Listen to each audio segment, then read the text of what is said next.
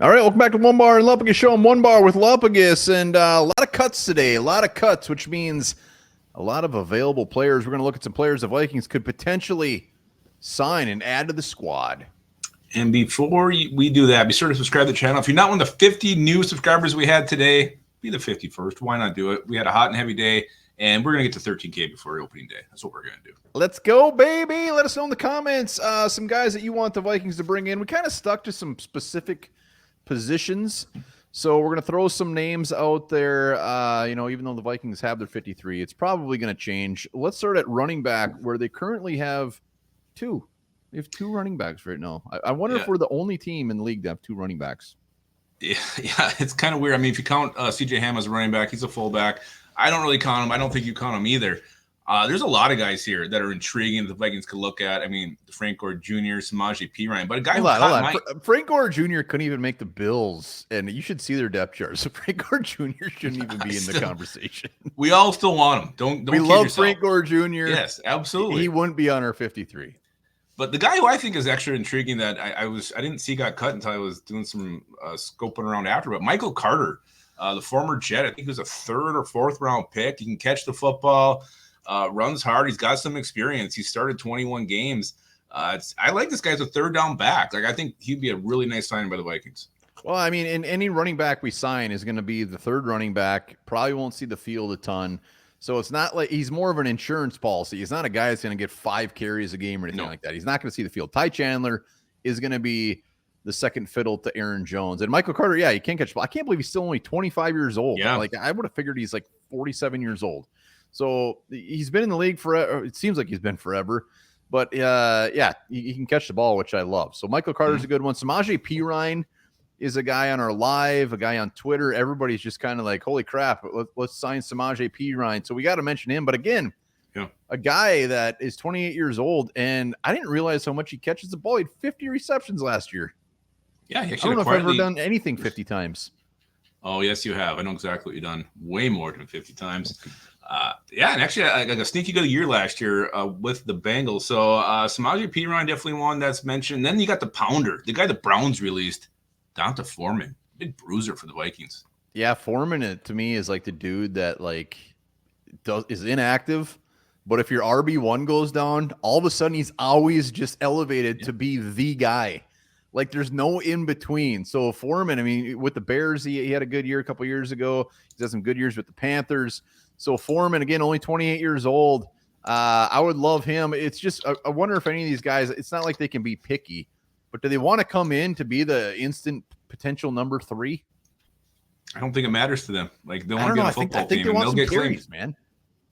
They're going to be claimed. I mean, Vikings put a waiver claim on these guys. They don't give a shit. They want to be on an NFL team. I think they'll be happy wherever they go. But there's a lot of running backs the Vikings can look at. So if you're going to use your waiver claim, maybe use that one of these other spots where there's not so many options out there. No, I don't think they'll put a waiver claim in for running back because, like you said, there's a ton of them out there.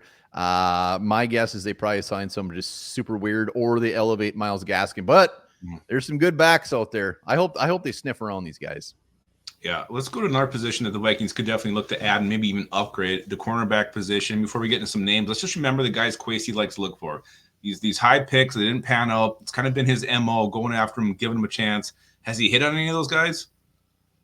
No. I don't really think so. But he may be looking at that type of player. And there's a couple out there who fit that mold. Let's start off with Caleb Farley. Caleb Farley, former first-round pick, went to the Titans. His big thing was dude gets injured, his injury concerns. What's he doing when he gets to the NFL? He was injured all the time. He started 2 games, and it's funny because I was looking him up, and these Titans fans are like, he's finally healthy, and now we cut him. So I look at that as a good thing. Like, all right, if he's healthy, bring him in. He's got the size Flores likes, 6'2", 197 pounds, 25 years old, fits that age that Kwesi likes. Why not take a shot? Like, I'd rather have anybody than Caleb Evans on our cornerback depth chart right now. And Caleb Farley, I'd much rather roll the dice on him than see another season of Caleb Evans going out there. Yeah, and like running back, I mean, this is a guy that just fills out the depth chart. We're not looking for players that are going to come start, looking for impact players. These are guys you're taking flyers on. And this is the type of guy you want to take a flyer on. See what he's got. Check him out in practice. I mean, maybe he's inactive, whatever. This is perfect. So Caleb Farley, beautiful. CJ Henderson is another one. who again, he's only 25. 25 years old, 6'1", 205. He's failed with not just one team, but two. So a little bit different than Caleb Farley. I thought it was 3. I've only seen Jacksonville and Carolina that he's actually been. He's cut by Houston today. By Houston, yeah. So he was on the Houston. He didn't actually play a game for them. So 3 teams. No one seems to be able to get this guy's potential, but very high pick. He's 9th overall, I believe he was picked back in the 2020 draft. What has he done in his career? He's got 172 tackles, so he can tackle. But I believe he doesn't cover very well, and that's a big problem. All about the flyer. And on the defensive side of the ball, we got Brian Flores with his magic wand, baby. Brian Flores gets his hands on these guys. We'll see what he can do. So Henderson's a good one. Let's go to the defensive line, the big man down in the corner. Yeah, Siaki Ika, the big man, third round pick just 2 years ago, a year ago. One year in the league. 1 year in the league, washes out with the Browns after 1 year.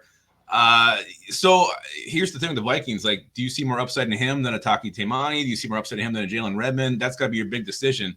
And I'm a little torn on this one because I love this guy coming out of Baylor, but I'm also really intrigued by the guys we kept. Yeah, we'll see. The thing is with him is he was inactive for like the first 13 or 14 games. He couldn't even see the field. And then when he saw the field, the reviews were poor to poopy. Like he didn't even have a tackle. He couldn't do anything. He was being overmatched. And when you're that big, you're out there to stuff the run. He couldn't do anything. Dude couldn't get a tackle. So my only concern is they let go of this guy, a 3rd round pick, after 1 year. That's like unheard of. It's a very bad sign, especially if you're a big guy and that's your MO and you're getting pushed around. Well, I mean, what else can you do? You don't provide anything else. So that's true, but love them. I would love the Vikings to go get him. We love those big boys. 3rd round pick. It definitely has some intrigue. Let's go to wide receiver. I believe we only have one name on our list. Correct me if I'm wrong, but how could you not want to take a peek at Terrace Marshall Jr., 6'2", 200-pound wide receiver? Well, yeah, and he ran a 4.4. I mean, he started only 15 games, and again, a guy I was kind of looking into, like, why would they get rid of him? And he was on a crappy-ass offense. You can't look at his stats. And he just has too much potential. I'm really surprised they just gave up on him this soon. So there must be something going on. I did see he's got the dropsies. He definitely likes to drop some balls. I know. I already actually had a pretty good preseason with the Panthers. So, and it's a really talented wide receiving core there in Carolina. So, I was surprised he was cut. I would definitely maybe roll the dice, get rid of Trent Sherfield, bring in Terrace Marshall. Why not? Yeah. Marshall's a good one. Noah Brown was cut. Another guy that could step right in and he's ready to roll. There again, like running back, a lot of receivers out there. Donovan Peoples-Jones. I mean, we can go on and on and on. But the fact is, there's a lot of very good players out there. And when you look at the Vikings roster and you see like the Caleb Evans, you see the Trent Sherfields, and you see some of these guys on the offensive line. We didn't talk about offensive line. We got to talk about that. Let's do it. There's a couple names there I think worth mentioning. Yeah, Ben Barch, Minnesota boy, former 4th round pick. Did not pan out. A Senior Bowl quote was, "This is the best D3 player I've ever seen." And he's come in. He started 20 games, been on the Jags, been on the Niners, and just hasn't done it. So what better place to do it than old Minnesota, your hometown? Look up him on Pro Football Reference. It says Ben Barch in parentheses, Smoothie King. Like he was the guy with that nasty king, that nasty ass smoothie. He's played everywhere. He's played tackle. He's played right guard. He's played left guard. So he's a versatile swing offensive lineman. Why the hell not? Ben Barch should be fun. Another guy. I think another 3rd round pick from just a year ago, Ricky Stromberg, was released by the Commanders with a waived injured designation. So the Vikings could actually look to add him. Obviously, in this one, you got to pass a physical. Because I don't think we have any more IR slots. We can't actually put him on injury reserve. Stromberg. Everybody loves Stromberg coming out of college. Ended up going a lot earlier in the draft than expected. But, obviously the injury is a huge concern or issue as far as him coming here. But we had to mention Ricky Stromberg. We love that dude. Every mock draft, we would get Ricky Stromberg at some point. We felt great about it. Usually it was like the 6th round, Ricky Stromberg. Yeah, it's like, holy shit, he's still there. Last guy, Lyle Collins. Got to mention him. Seasoned vet was cut by, was it the Bills? I think maybe the Bills. I can't remember. And he's not the guy from many years ago back in Dallas where he's whooping the little ass. But still, you look at our depth; it's so damn young. Potentially, they take a look, see at him. And again, we're all looking at these younger players, but let's not forget last year who did Kwesi sign? David Questenberry, who was like 35 years old. So and he's you never awesome. know. He is awesome. He is awesome. Freaking Q-Bear. So we'll see what happens. Vikings definitely going to sign someone, and the question is how many. We were talking 2 to 3 is what we both kind of were thinking. One of our post signing videos, I think it was. So yeah, they're not done. They're not done yet. They're not done. This roster is far from complete at this point, but definitely some intriguing names out there. Let us know in the comments if you have any other intriguing names that tickle your fancy. And remember this: the Chicken McNugget was conceived by Keystone Foods founder Herb Lotman in the late 1970s. Well done, Herb.